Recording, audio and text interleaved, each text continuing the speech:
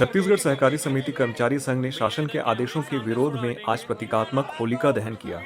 संघ अपनी 4 सूत्री मांगों को लेकर लगातार हड़ताल पर है। इस बीच सहकारिता विभाग के उपायुक्त प्रदीप ठाकुर ने ग्रामीण सेवा सहकारी समिति मर्यादित छाती के प्रबंधक नरेंद्र कुमार साहू के खिलाफ एफआईआर दर्ज कराने के निर्देश दिए हैं।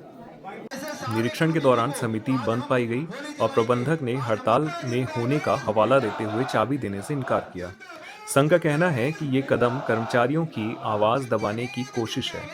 आगामी 15 नवंबर से शुरू होने वाली धान खरीदी की तैयारियों के बीच इस विवाद ने प्रशासन की चिंताएं बढ़ा दी हैं, जबकि किसानों को समितियों के बंद रहने से दिक्कतों की आशंका है। देखिए, मैं आपके माध्यम से बताना चाहूँगा कि हम प्रशासन को विगत 3 वर्षों से अपनी 4 सूत्री मांगों को लेकर के कई प्रकार से हमने ज्ञापन के माध्यम से उसको अवगत कराया, परंतु प्रशासन के द्वारा हमारी ये 4 सूत्री मांगों के ऊपर किसी प्रकार के सार्थक पहल नहीं करने के कारण हम जो है 3 नवंबर 2025 से पूरे छत्तीसगढ़ में हम सहकारी संस्था में कार्यरत कर्मचारी अनिश्चितकालीन आंदोलन में डटे हुए हैं।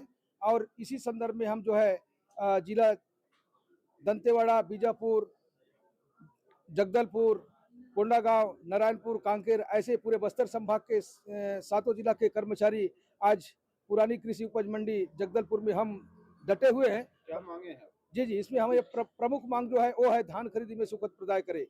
हम देखिए, आपको बताऊं कि हम जो है कृषकों का धान 17% नमी में उपार्जित करते हैं। जो धान 5-6 महीना हमारे उपार्जन केंद्रों में रखी रहती है और शासन कहती है कि आप जितने धान वजन में आपने संग्रहण किया है उतना ही धान का परिधान कीजिए, अन्यथा आपके ऊपर जो कानूनी कार्रवाई की जाएगी या तो फिर जो सुखद आएगी उससे आपसे वसूल की जाती है, और करते भी हैं। तो हम चाहते हैं भैया, हम 4-5 महीना जो धान सुखद हम लोग करते हैं, धान तो सूखता ही है। ये तो धान की नैसर्गिक प्रवृत्ति है। कोई भी जीरा वस्तु होता है उनकी नैसर्गिक प्रवृत्ति होती है कि धान सूखता है, लेकिन प्रशासन जो है मानने के लिए तैयार नहीं कि धान आप जितने खरीदी किया है उतना ही आप धान परिधान कीजिए, अन्यथा आपके ऊपर जो है वैधानिक कार्रवाई होगी, और करते भी हैं। तो आपके माध्यम से मैं बताना चाहूंगा कि उस 3 महीना में धान क्या भैया, हम जो धान खरीदी में प्रायोजित जो कर्मचारी रहते हैं वो लोग भी हम लोग सूख जाते हैं, और प्रशासन कहती है कि भैया आपका धान नहीं सूखता। ये तो कदापि संभव नहीं है। तो हम चाह रहे हैं कि भैया धान जितना सूखता है उनके उतना हमको सुखद प्रदाय किया जाए।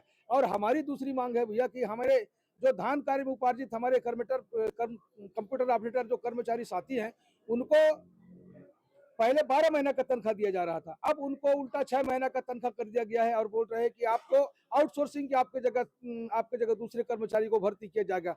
बता दीजिए आप, हमारे अधीनस्थ जो कर्मचारी, हमारे बीच जो कर्मचारी ऑपरेटर बंधु हैं, विगत 2007-8 से 17-18 साल हो गए वो लोग हमारे संस्थाओं में कार्य करते आ रहे हैं। उनको 18,420 रुपये तनख्वाह दिया जा रहा था, पूरा 12 महीने का तनख्वाह दिया जा रहा था, लेकिन अभी प्रशासन ने एक आदेश निकाल दिया है कि आपको सिर्फ 6 महीना का तनख्वाह देंगे और आपकी जगह जो है आउटसोर्सिंग से हम लोग भर्ती कर लेंगे। ये कहाँ का न्याय है? तो हम लोग चाहते हैं कि हमारे जो कंप्यूटर ऑपरेटर जो बंधु है उनको एक विभाग तय किया जाए और उनके पूरे 12 महीने का तनख्वाह दिया जाए, क्योंकि बेचारे लोग ऐसा बहुमूल्य समय अपना उम्र वहां खपा दिए और उनको बोल रहे हैं कि आपकी जगह आउटसोर्सिंग भर्ती कर देंगे। ये कहाँ का न्याय है?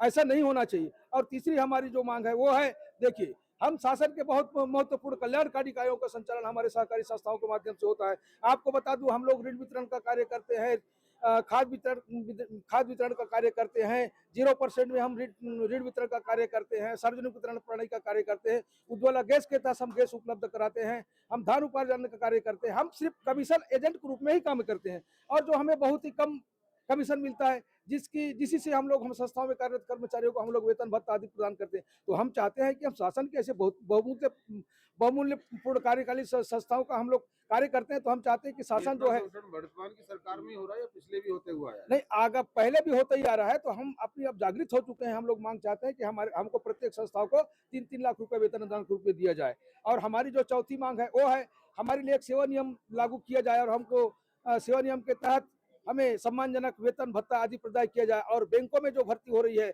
उस भर्तियों में हमारे बीच जो चौकीदार है, ऑपरेटर है, लिपिक है, चपरासी है, ऐसे कर्मचारी जो योग्यता रखते हैं उनको भी 100% बैंकों में भर्ती किया जाए।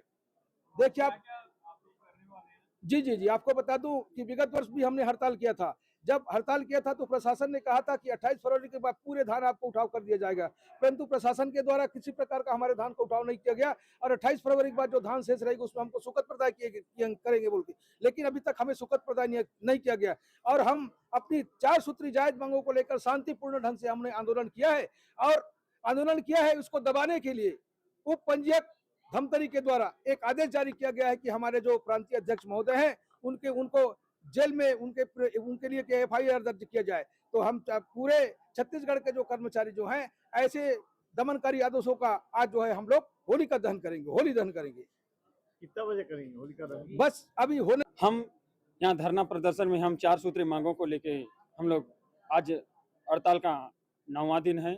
हमारी पहली मांग जो है धान खरीदी में संपूर्ण सुकल, दूसरी मांग जो है हमारी सेवा नियम में संशोधन करते हुए हमारे कर्मचारियों को 100% लिया जाए। हमारी तीसरी जो मांग है मध्य प्रदेश की शासन की भांति हमें भी प्रबंधकीय अनुदान 3-3 लाख रुपए प्रति समिति को दिया जाए। और हमारी चौथी मांग है जो हमारे ऑपरेटर बंधु जो आउटसोर्सिंग में के लिए और उन्हें 6 महीना का वेतन किया गया है, उन्हें एक विभागित तय करते हुए उन्हें साल भर का वेतन भत्ता दिया जाए। ऐसी स्थिति में क्या लग रहा है कि आने वाले टाइम में इसके भर्ती में फर्क पड़ेगा? ऐसी स्थिति में कोई फर्क नहीं पड़ेगा। हम जितने भी हमारे कर्मचारी भाई हैं, हम जब तक हमारी चारों मांग पूरी नहीं होती तब तक हम आंदोलन रहित रहेंगे और हमारे आंदोलन को उग्र करेंगे। हम जानते हैं हमारे शासन जो भी धान खरीदना चाहता है, जो भी विभाग को करवाना चाहती है, उसे स्वागत है उनका भी, वो धान खरीदा सकता है।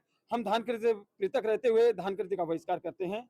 जो भी विभाग तो तय करेगी और जो धान खरीदेगी उनका भी स्वागत है। और जो धान नहीं सूखता है बोलते हैं 1 साल उन्हें करवा के देखिए धान सूखता है कि नहीं, वास्तविक उनको भी ज्ञात हो जाए। तो है क्या जायज है कैसे? सहकारी समितियों की मांगे पूर्ण रूप से जायज है, लेकिन उन्होंने मैं अपने तरफ से मैंने ये बताया कि फोकस इसमें होना चाहिए कि जो अनियमित कर्मचारी हैं उन्हें नियमित पहले किया जाए पहली कंडिका में। बाकी समस्या तो ऑलरेडी है और हितग्राहियों के हितों के लिए ये सरकारी कर्मचारी रेगुलर कर्मचारी के से भी 2 गुना ज्यादा मेहनत करते हैं, तो इन्हें रेगुलर किया जाए। जैसे उड़ीसा प्रांत में रेगुलर किया गया है, मध्य प्रदेश में कर दिया गया है, छत्तीसगढ़ की इतनी बड़ी इकोनॉमिक्स में भी इन्हें रेगुलर नहीं किया गया। ये बरसों से पीड़ित हैं, इस पर इनको शासन तो पूरी तरह से ध्यान देनी चाहिए और इन्हें नियमित किया जाए पहले।